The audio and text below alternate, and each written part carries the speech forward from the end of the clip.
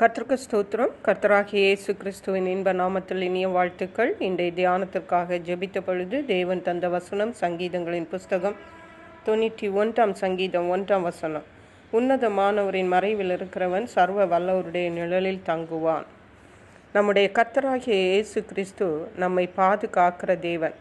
அவருடைய பாதுகாப்பு இந்த உலகத்திலே யாராலும் கொடுக்க முடியாத ஒரு பாதுகாப்பு.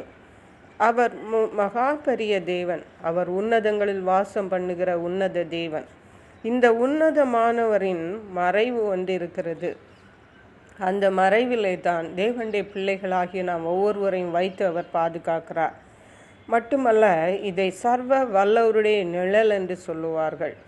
இந்த சர்வ வல்லவருடைய நிழலிலே நாம் இருக்கும் பொழுது நாம் எதற்கும் பயப்பட தேவையில்லை.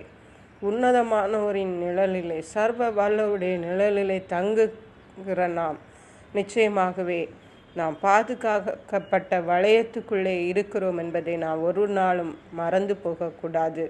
அது இந்த உலகத்தில் உள்ள தீமைகளுக்கும் வான மண்டலங்களில் உள்ள தீமைகளுக்கும் அது நம்மை விலக்கி பாதுகாக்க வல்லமையுள்ள பலத்த கோட்டையாய் காணப்படுகிறது. ஹல்லேலூயா. 27 சங்கீதம் 5 சொல்லுகிறது, தீங்கு நாளில் அவர் என்னை தம்முடைய கூடாரத்தில் மறைத்து என்னை தமது கூடார மறைவிலே ஒளித்து வைத்து என்னை கன்மலையின் மேல் உயர்த்துவார். தீங்கு நாட்கள் என்று பார்க்கும் பொழுது அது ஒரு நிர்பந்தமான ஒரு நாட்கள். ஆனால் அந்த நாட்களிலே தேவனுடைய பிள்ளைகளுக்கு ஒரு மறைவு இருக்கிறதே, மறந்து போகக்கூடாது. நாம் தேவனுடைய கூடார மறைவில் ஒளித்து வைத்து நம்மை பாதுகாக்கிறார் என்பதை நாம் மறந்து போகக்கூடாது.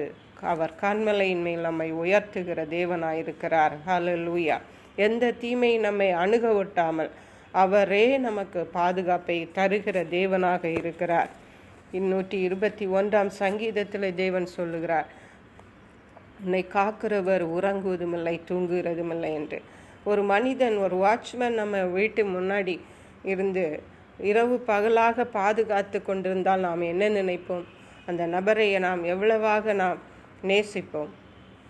தேவன், நம்மை படைத்த தேவன், வானத்தையும் பூமியை உண்டாக்கின அவ்வளவு பெரிய தேவன், அவர் உறங்காமல் தூங்காமல் நம்மை பாதுகாக்கிறாராம். நாம் நம்முடைய உலக காரியங்களிலே நாம் ஈடுபட்டு நம்முடைய வாழ்க்கையை கழித்து கொண்டிருக்கிறோம். ஆனால் உண்மையிலேயே நடப்பது என்னவென்றால், நம்மை படைத்த தேவன் இரவு பகலாக நம்மை காத்து கொண்டிருக்கிறார் என்பது தான் உண்மை.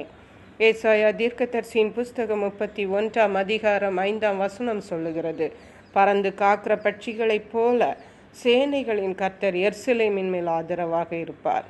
அவர் அதை காத்து தப்ப பண்ணுவார். அவர் கடந்து வந்து அதை விடுவிப்பார்.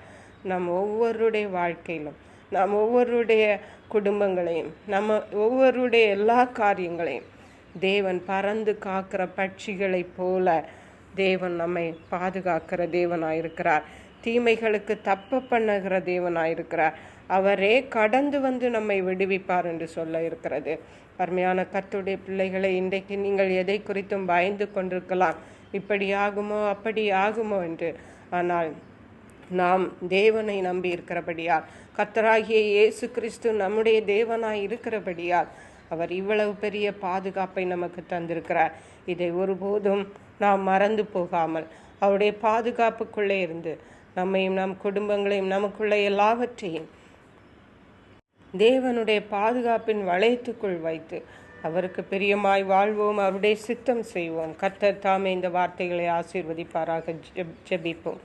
எங்களை கிருபையா நேசித்து பாதுகாத்து வழி நடத்துகிற எங்கள் அன்பின் தகப்பனே, ஆசீர்வதிக்கப்பட்ட இந்த நல்ல நாளுக்காக நன்றி. இந்த நாளிலும் கர்த்தர் எங்களுக்கு எவ்வளவு பெரிய விசேஷித்த பாதுகாப்பை தருகிறீங்க.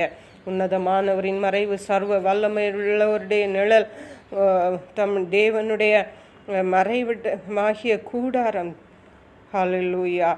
இவ்விதமாக உறங்காமல் தூங்காமல் பறந்து காக்கிற பட்சிகளைப் போல நீர் எங்களை பாதுகாத்து கடந்து வந்து தப்ப பண்ணுகிற தேவனாய் இருக்கிறபடியால் நன்றி.